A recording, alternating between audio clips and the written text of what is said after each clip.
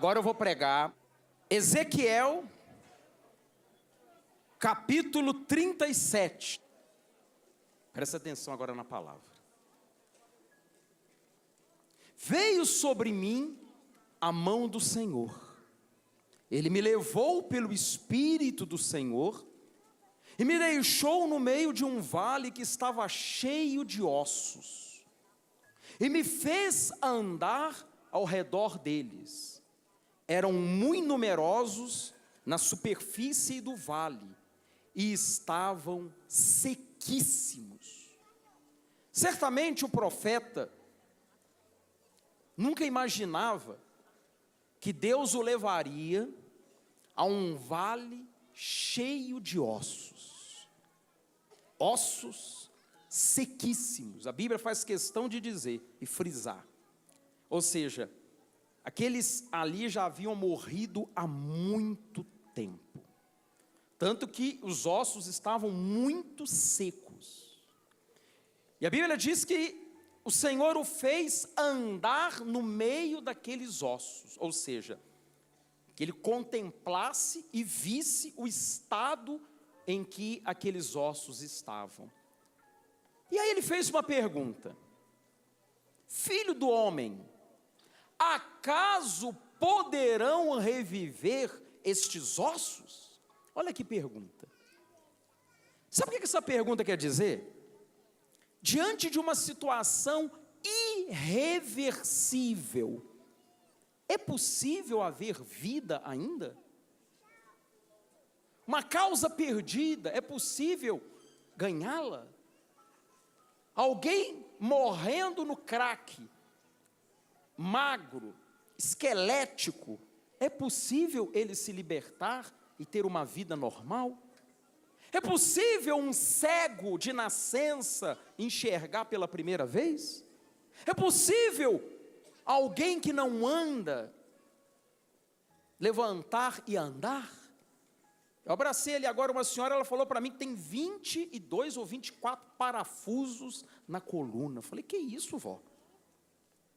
Ela falou, eu estou com 22 ou 24 parafusos na coluna. Que coisa, hein? O que é possível ser feito na coluna de alguém? Olha lá ela ali, ó. E ela está sorrindo, olha lá. É aquela senhora de óculos ali, ó. Aí eu dei a minha água para beber. Eu falei, vozinha, eu não tenho nenhum parafuso na minha, não. Então a senhora também vai acontecer a mesma coisa. Aliás, esses dias, não sei se foi sexta-feira, ou foi na terça-feira, um senhor que estava com um parafuso, ele chegou aqui, acho que passou na imposição de mãos, o parafuso saiu. Que coisa, hein? Aí eu falei, peraí, saiu o parafuso aí, então o negócio saiu do lugar. Saiu nada, bispo, ele ficou assim, ó, chutando. Falei, acho que foi na terça-feira, não foi não? Foi terça, não foi? Ele ainda falou assim, a bola aqui que eu chuto. Eu falei, rapaz, a perna do homem tá solta, não? Ele falou, não, Jesus fez um milagre. Eu falei, puxa, são essas perguntas. Por exemplo, alguém cujo casamento acabou, o marido foi embora, virou para a esposa e falou assim, eu não gosto de você, você é feia, eu não sei onde eu estava com a cabeça que eu casei com você, fui, tchau, já era, some da minha vida, sai coisa ruim, sai encosto, e vai embora. Aí alguém vai falar assim, acabou, já era. Isso aí não tem mais jeito. Mulher, eu quando acordo de madrugada, olho para você, eu levo um susto, meu coração, que é isso? Aí alguém fala, é possível esse homem ficar apaixonado de novo por ela? Isso aí é um vale de ossos secos. E quando a mulher bota na cabeça que não quer mais ficar com o marido? Eu aguentei você até agora por causa dos nossos filhos, agora que eles estão criados na vida, tchau, fui. Minha mulher vem cá, bem encanada, sai para lá. Vou embora, não gosto de você mais. Já deixei de gostar de você há muitos anos. É possível essa mulher se apaixonar de novo pelo marido? Boa pergunta, né? Então, quando Deus levou o profeta e o colocou no meio daquele vale de ossos sequíssimos, ele fez uma pergunta difícil de responder. acaso poderão reviver esses ossos? O profeta ali, o que ele respondeu? Olha lá. Respondi: Senhor Deus, tu o sabes. Ele deu uma resposta política, né? Porque se ele fala que não é possível, ele sabia que tudo era possível para Deus. Mas ao mesmo tempo falar que seria possível, era difícil para ele acreditar naquilo. Olhar para aquela situação caótica, olhar para aquela situação de morte, e que já tinha passado muito tempo. O detalhe, gente, quando a Bíblia fala dos ossos sequíssimos, quer dizer que aqueles ali morreram há muito tempo atrás. Ninguém tinha ouvido falar em algo parecido, que alguém depois de morto muito tempo atrás poderia viver de novo. Por isso que o profeta ficou na dele, na defensiva. O que ele falou? Tu o sabes. O que Deus falou para ele? Disse-me ele: profetiza a estes ossos e dize-lhes: ossos secos, ouvi a palavra do Senhor. Gente, um osso seco ouve? Hein? O defunto ouve? Também não. O vivo muitas vezes não ouve. Tem gente que você fala das coisas de Deus para ele, mesma coisa que estivesse falando com a porta. Não ouve. Se o vivo muitas vezes não ouve, que dirá um osso seco? Como é que você vai profetizar e falar para um osso seco? Ouve! Uma coisa bem inusitada, né? Ouve a palavra do Senhor. Assim diz o Senhor Deus a estes ossos: eis que farei entrar o Espírito em vós e vivereis. Porei tendões sobre vós, farei crescer carne sobre vós. Sobre vós estenderei pele e porei em vós o Espírito e vivereis. E sabereis que eu sou o Senhor.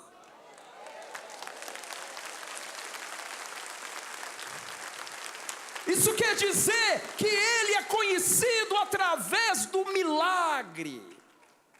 Aquilo ali era um milagre. E esse milagre faria com que ele se tornasse conhecido.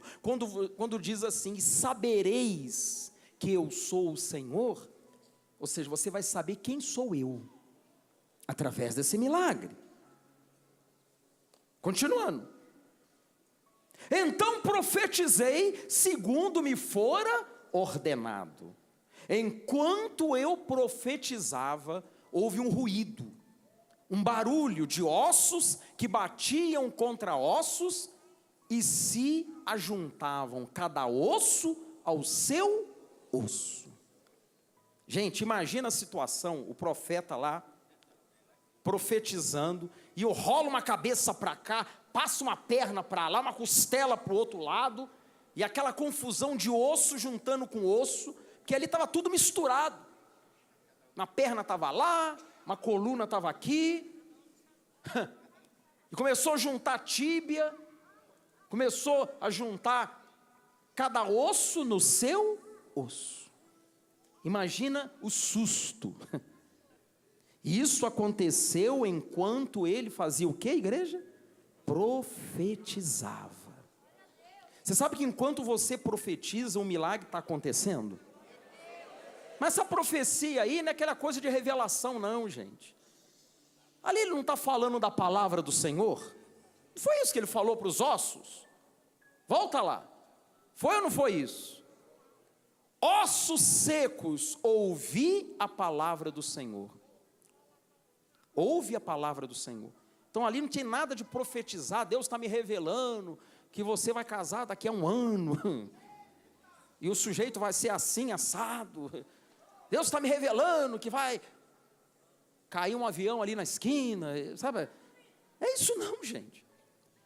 Tem nada a ver com esse tipo de... Isso não é adivinhação.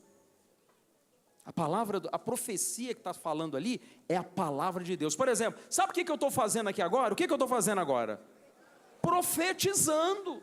Eu não estou adivinhando nada na sua vida. Deus está me revelando que naquela esquina, perto da sua casa, tem uma macumba feita.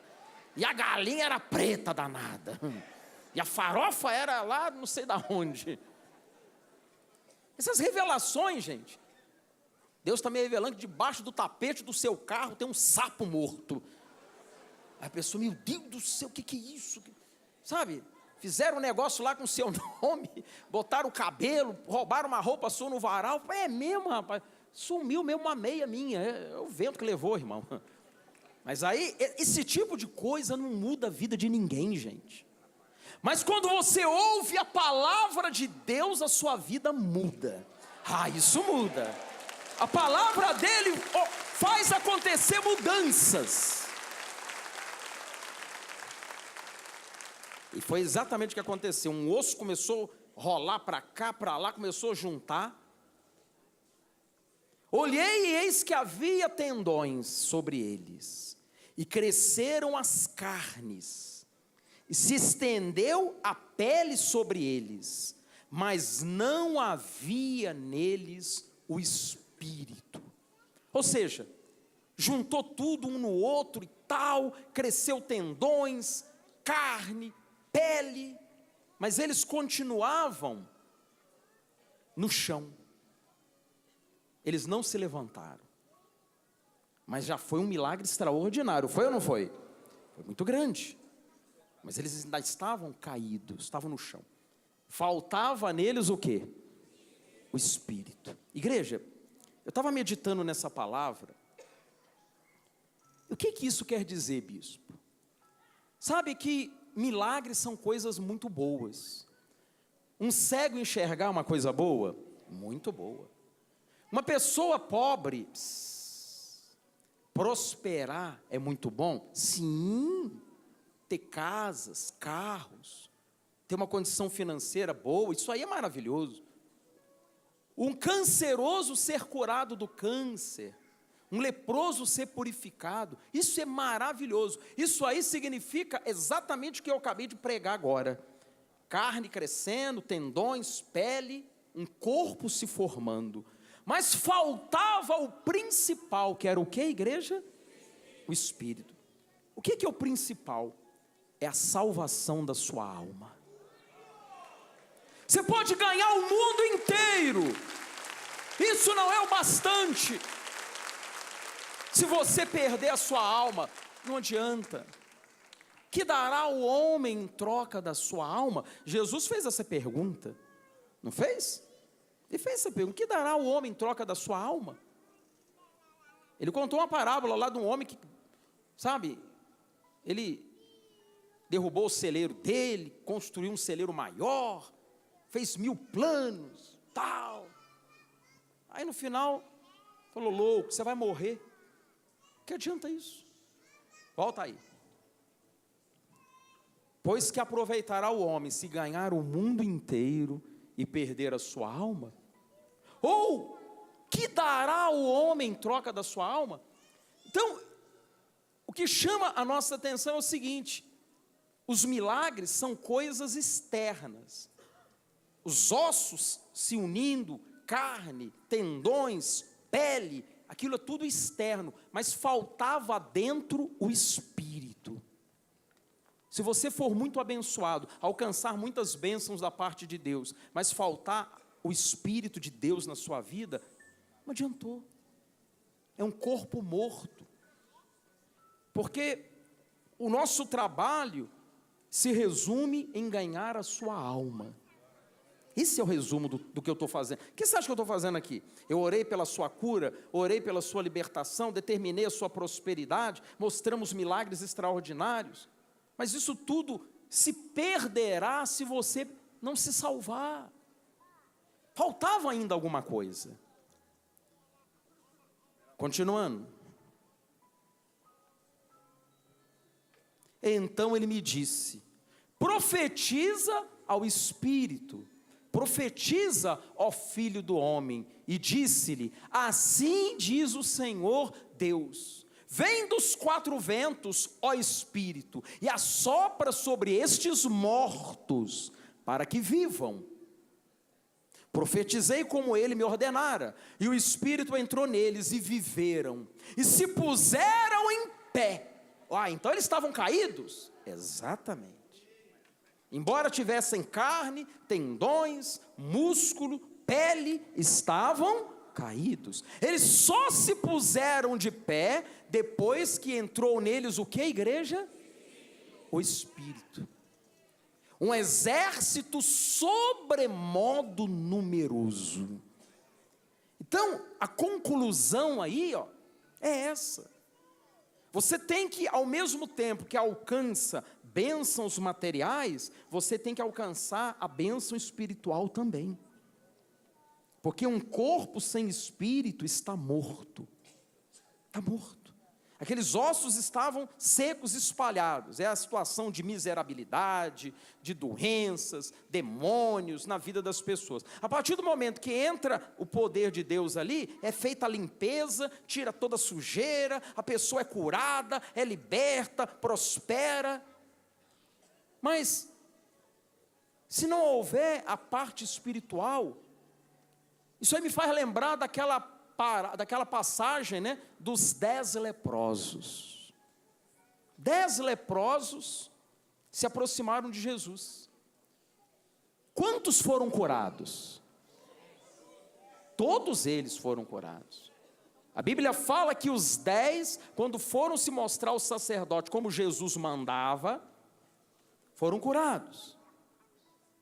Mas um deles, vai lá no 16, sobe para o 15.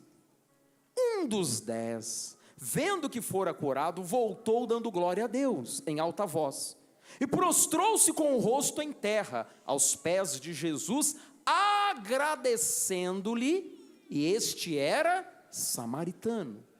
Então Jesus lhe perguntou: não eram 10 os que foram curados? Onde estão os 9? Não houve porventura quem voltasse para dar glória a Deus, senão este estrangeiro? E disse-lhe: levanta-te e vai, a tua fé te salvou.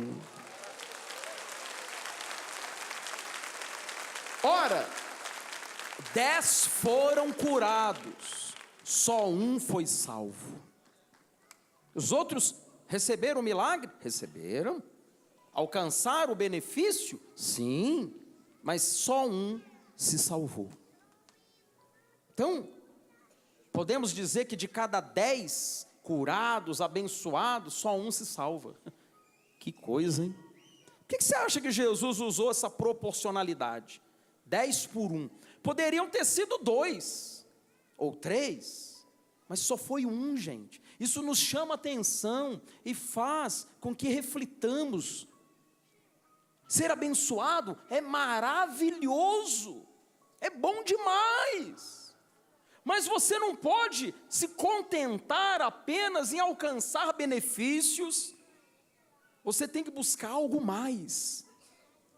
Você tem que buscar a presença de Deus, o amor de Deus. Você tem que se apegar a Ele, não pelo que Ele pode te dar, mas por amor.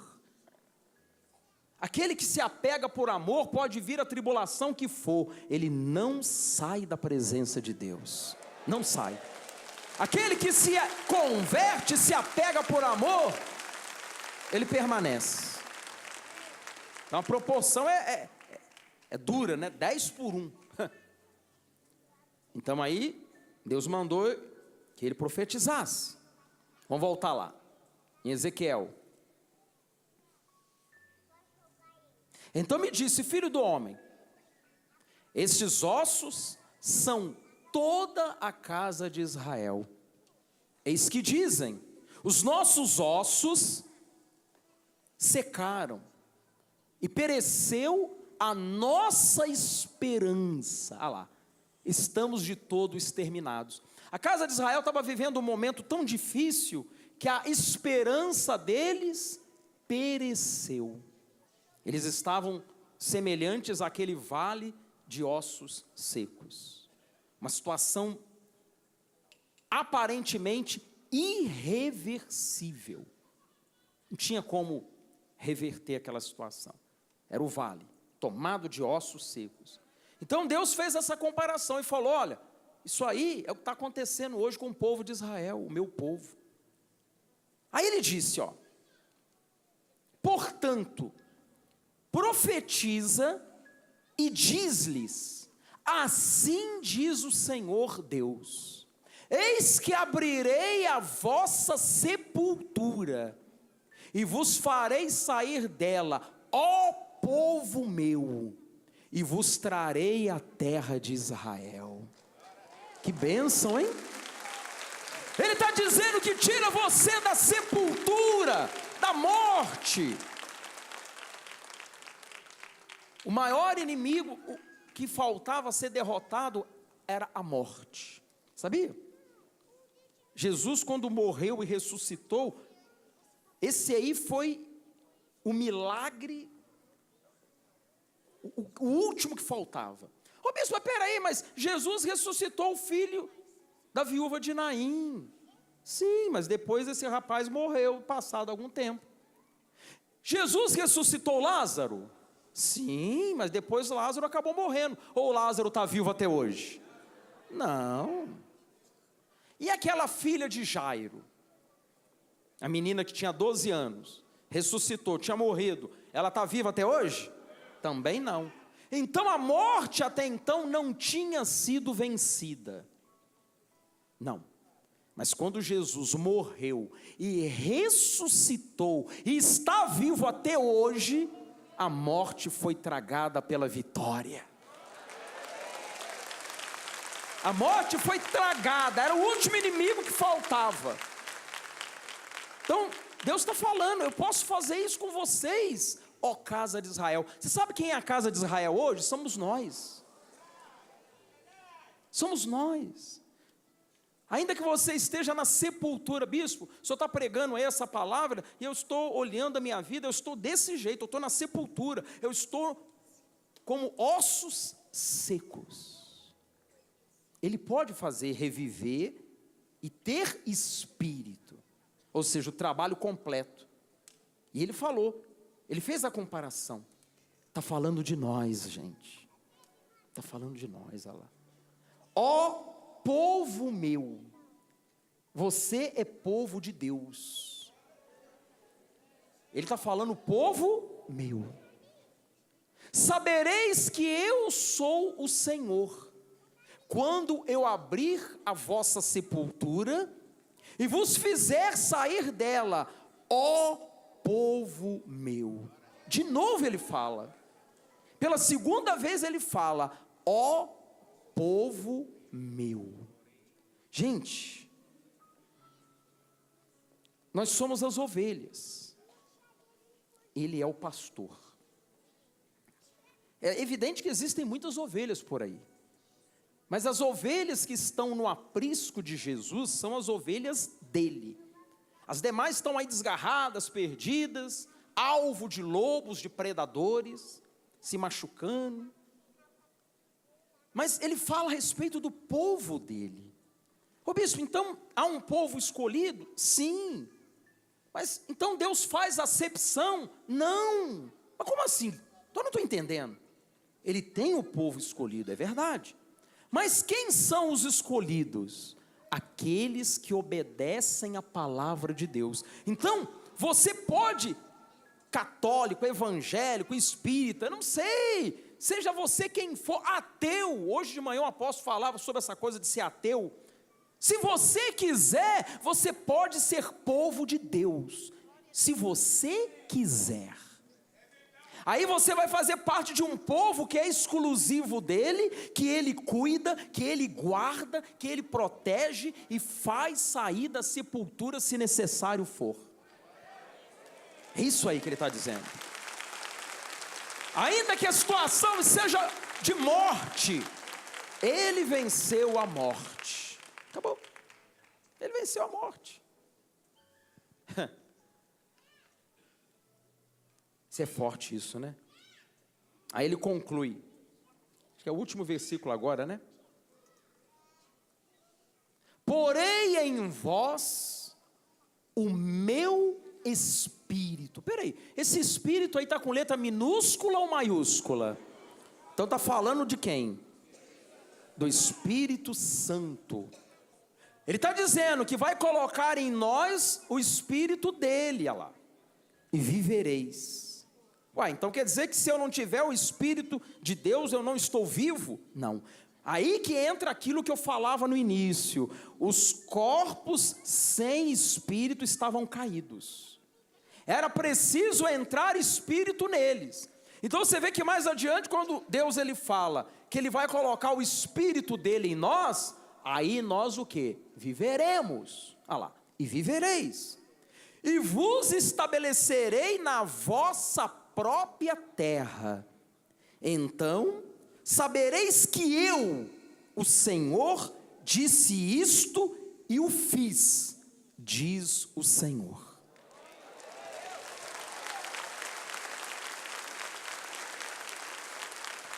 A mudança, igreja, é tão radical, a mudança é tão grande, que quem olha fala, só Deus faz uma coisa dessa. Sabe, a mudança, ela é tão completa, que as pessoas vão olhar e vão falar, só Deus pode fazer isso. Aí o mérito do homem fica em segundo e terceiro plano, porque é coisa, gente, o que Deus quer fazer na sua vida é coisa tão grande. Aliás, Ele tem feito na vida de muitos, não de todos, mas de muitos, e muitas vezes só não faz mais por causa do homem. Deus, Ele gostaria de fazer mais, mas o homem pouco se dá, essa é a questão. Se você pouco se dá para Deus, você vai receber pouco também. Mas se você se entregar mais, se envolver mais com as coisas de Deus, Deus vai entregar coisas extraordinárias, coisas que você nunca imaginou na sua vida, Ele entrega para você. Sabia disso? Esse envolvimento é que faz com que o Espírito Santo habite em você. Você sabe que tem pessoas que são visitadas pelo Espírito Santo. O Espírito Santo não habita nela, visita. Uma visita ela faz na sua casa, fica um tempo, depois o quê? Vai embora. E você sabe que tem gente que é assim, se a visita não está agradando muito, ela vai e bota uma vassoura de cabeça para baixo atrás da porta, aí vai dando determinada hora, ela fica assim, ó, acho que eu vou embora. Não, não vai embora não, vai não, não vai não, eu estou pensando em ficar para janta. Que bom ficar, eu gostava muito que você fique para janta, está doido para ir embora. Não tem assim? Tem certas visitas que você fica... Ô fulano, você sabe quem chegou aí? Quem? Não, a sua mãe chegou, a sogra chegou. Aguenta calado. Ô minha sogra, vem cá. Danada. Dá bem, eu estava com saudade da senhora. Aí olha para a esposa e fala, acabou meu dia. Não é? É ou não é? É nada, gente, que isso, vocês estão... Uai, eu quando a minha sogra vai lá na minha casa, eu não faço isso não. Bem tratada. Sogrinha, quer dormir aí? Tem um quarto especial só para a senhora, não é verdade? Dona Leia. Mas há aquelas visitas que a pessoa, quando não agrada muito, fica doido para ela ir embora. É ou não é verdade? Não é verdade isso? Só que tem gente que faz isso com Deus. O duro é isso. Ela gosta de Deus, mas sabe, de vez em quando, sabe? Tá, Deus assim, só um pouquinho, sabe? Não muito, né, Senhor? Aí, essas pessoas, ela é visitada ocasionalmente pelo Espírito de Deus. Mas Ele não mora nela, Ele não habita nela. Então, o milagre maior que fez com que aqueles ossos tivessem vida, foi o Espírito de Deus, Isso é importante. Quem entendeu a palavra?